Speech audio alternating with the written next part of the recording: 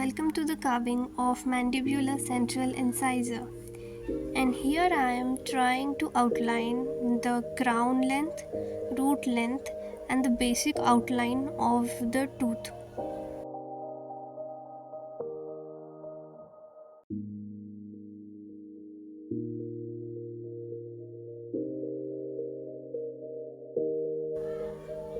A trapezoid shaped crown.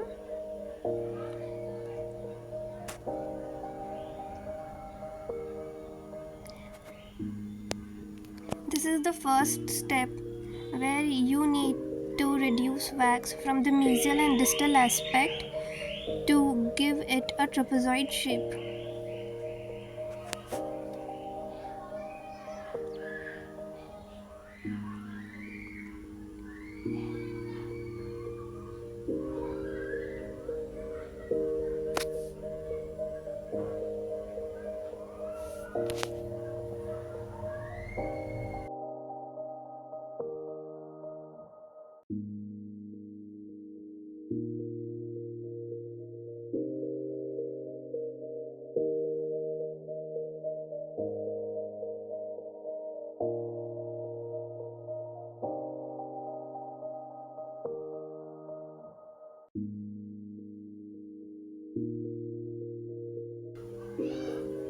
Okay, so one side is done and the other side is remaining.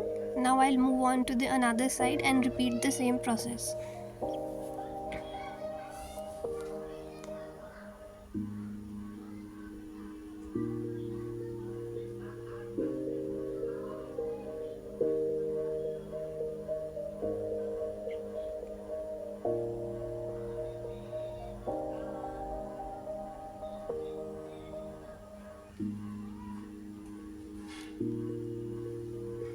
Mark the mesiodistal width of the crown and work accordingly, but always remember not to make your crown too small.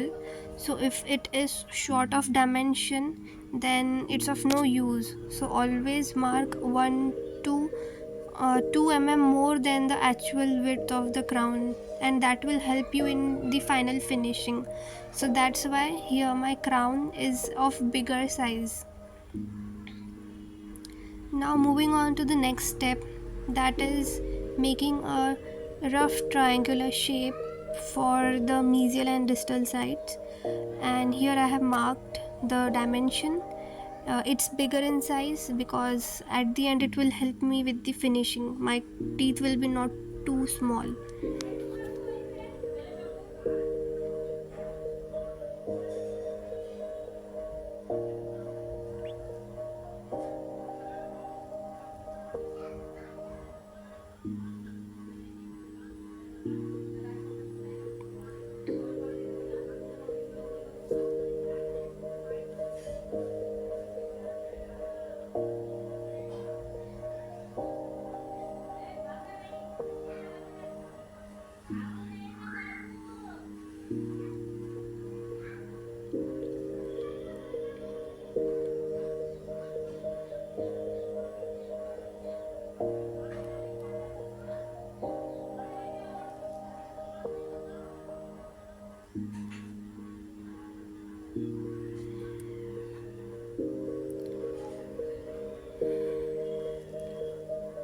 The incisal tip must be thin and at the midline of the wax block. And here moving on to the next step, that is to reduce the labiolingual dimension and giving it a shape. So here I am reducing it at the cervix.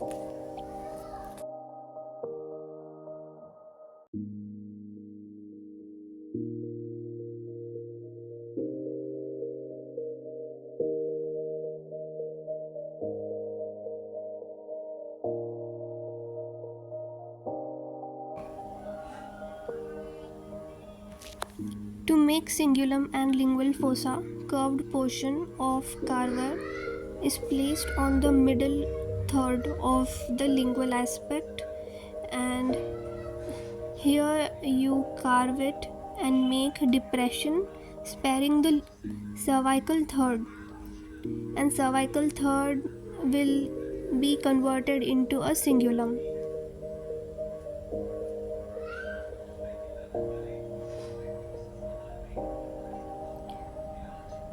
So here it is. Now working on the occlusal surface, you need to make a rough circular shape crown. That's why try reducing the sharp corners of the crown.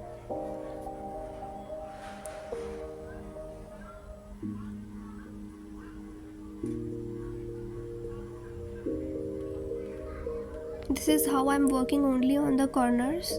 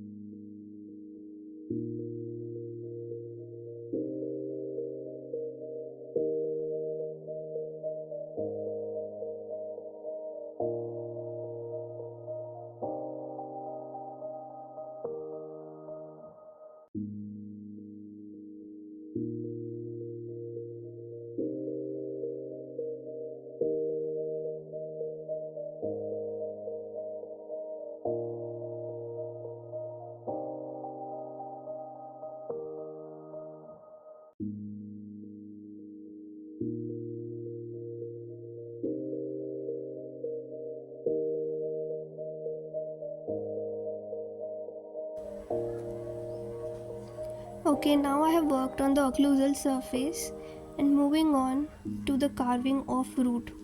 Here I have marked the basic outline of the root and the excess wax is clearly visible. Yes, it is from the mesial and distal aspect that I am going to carve first.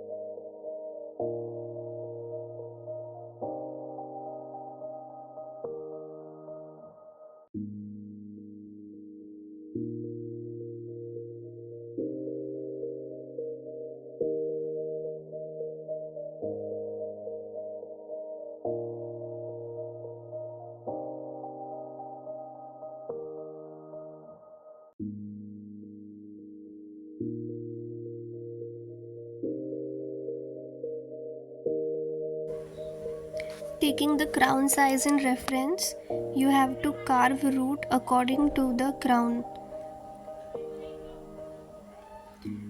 Because if you view it from the occlusal aspect, the root portion must not be bulkier.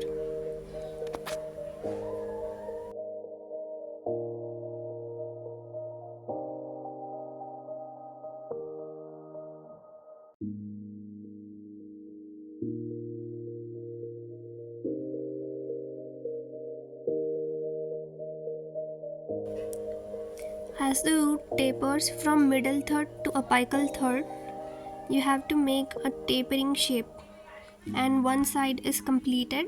Now I'll move on to the another side, repeating the same process.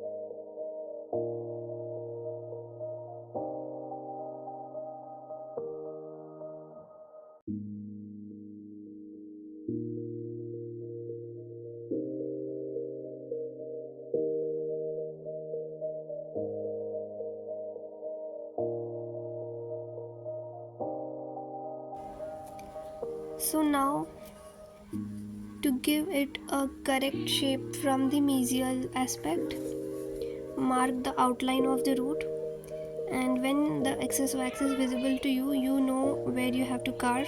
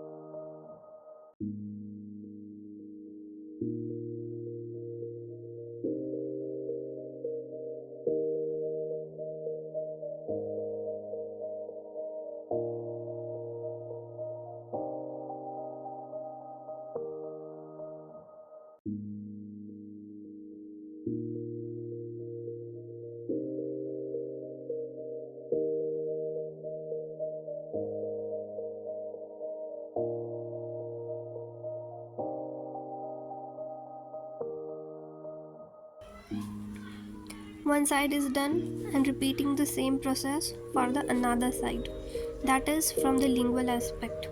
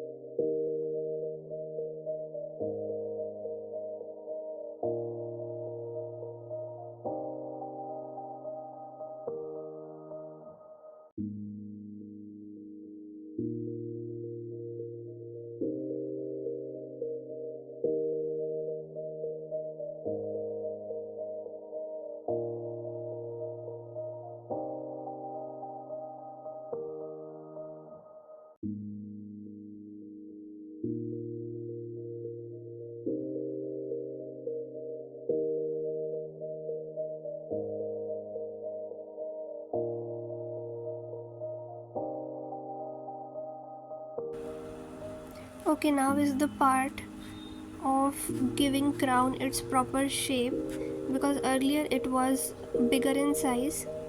Now I am just trying to give it its proper anatomical shape. Here, to make cervical line, I am just making some C-shaped strokes all over the crown at the corners, so that will make the CEJ as well as give crown its proper shape.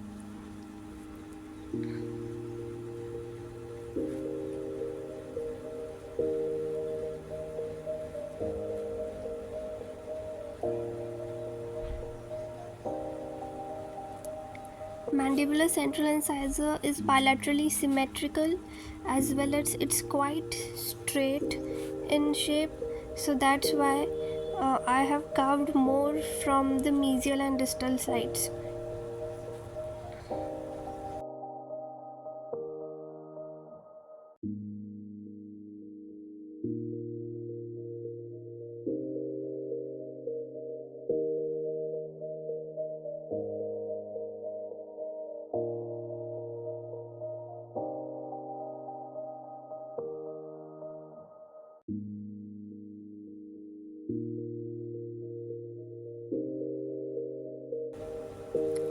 Yes, roughly here I am for the carving of the root.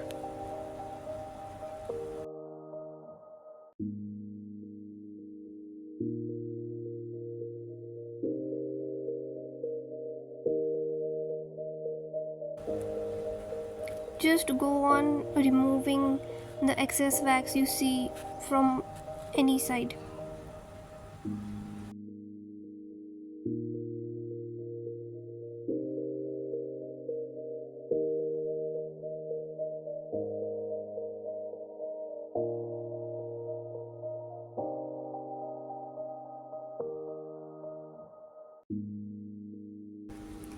Be very cautious of not breaking your teeth at this time.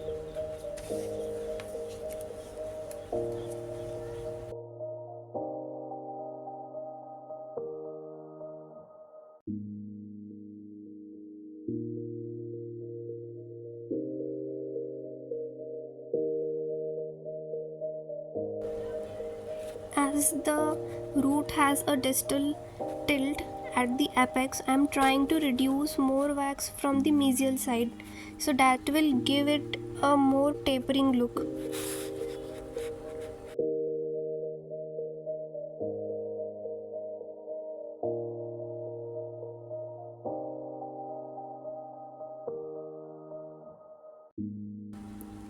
This is a developmental groove on root from the distal side. This is another end of the carver used to make grooves.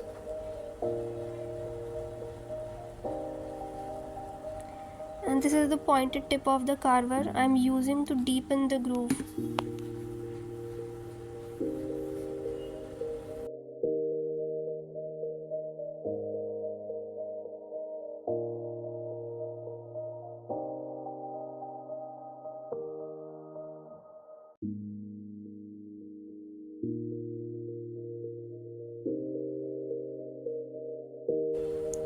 The root and coronal portion is thin at the CEJ, so you have to reduce some of the wax from that side.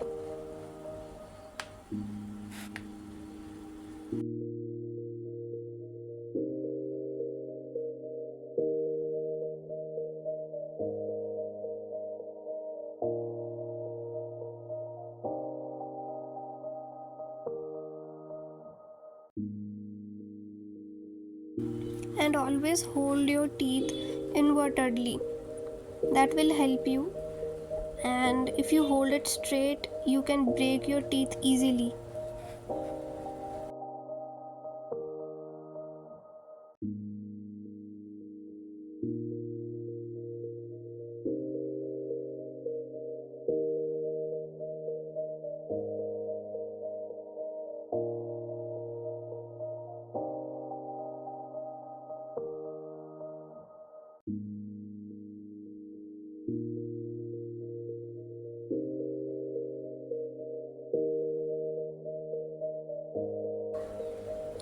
So this is a final finishing of the teeth, so you have to be patient here. Here I am um, intentionally trying to make teeth look more taper, and this is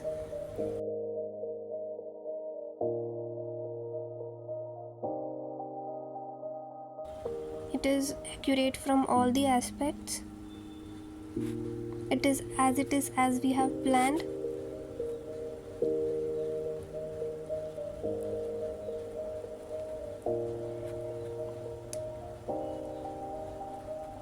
So this is mandibular central incisor, and all the best everyone.